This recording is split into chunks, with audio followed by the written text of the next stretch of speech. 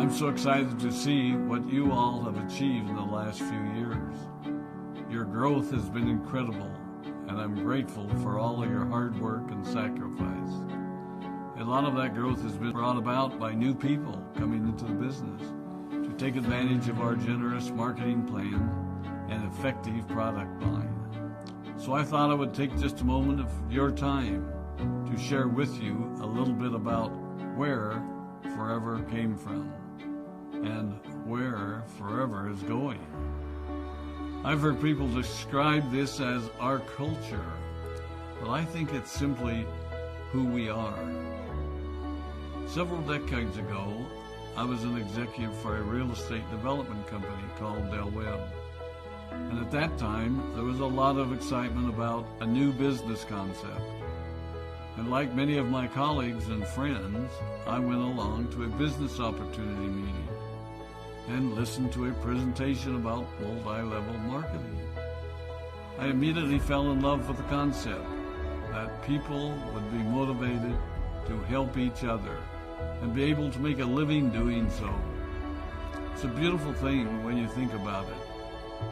Although I was enjoying my career, I didn't think that I was contributing as much as I wanted, or as much as I could, to improve the well-being of the people around me. Inspired by the concept of people helping one another, I set out to write a marketing plan that is almost identical to the one that we use today. As I developed it, I had two goals. One was to pay the highest bonuses possible and still be able to run a company effectively. Two, to build a plan that would motivate and encourage people to keep working. I wanted a plan to reward those that remain active and engaged.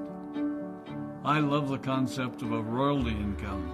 However, I believe that it's good for our souls to work hard. People who work hard are happier. Of course, if you work hard, you should play hard. And that was one of my motivational factors in starting Forever Resorts. It was to give people the opportunity to spend time with their loved ones and experience the wonder of nature. Next time we're together, maybe I can tell you more about my passion for our resorts, our rare animals, and spectacular natural resources. So, with the marketing plan prepared, I needed to find a product. And we searched around and looked at different opportunities. I was passionate about finding something that was effective, consumable, and that we knew would not be a fad. During my search, I met a group of doctors who had developed a method of stabilizing aloe vera. They convinced me of its efficacy, and we began testing the product, and were amazed by the results. We were in business. We had a fair and balanced marketing plan, a consumable, effective product, and the third ingredient, an absolute conviction that we could make a difference in the lives of the people around us. And while it might have been a bit presumptuous, we honestly believed that we could make a difference in the world. We put in generous return policies, customer service incentives, and began to build this business based on the principle of being nice to one another and helping others. The success was incredible, and we grew rapidly until Christmas of 1982. I was sitting at home with the family, and the phone rang. They informed me that there had been a freeze at our aloe plantations in Texas, and that all of our aloe was destroyed. I immediately went to the airport and flew to South Texas to see what we could do. I hoped and prayed that when I arrived, what I saw would be better than the news I'd received. But that wasn't to be the case. We had no aloe, and the business immediately began to suffer. There were some FBOs that left, but more importantly, there were those that stayed. It was a tough time for us. We put everything on the line to stay in business, and there were many sleepless nights. But we were convinced that what we were doing was right. We decided that this would never happen to us again.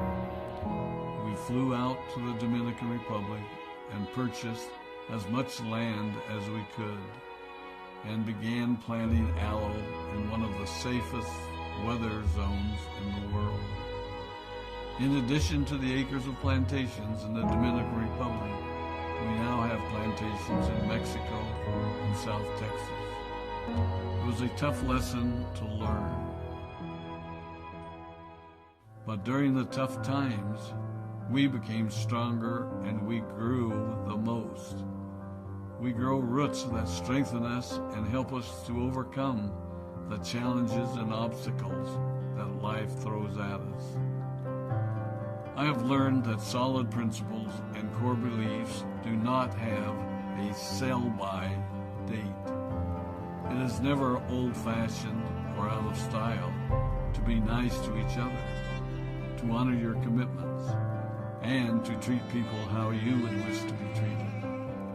I recognize that many of you might not have heard about our beginnings, as you are new in the company.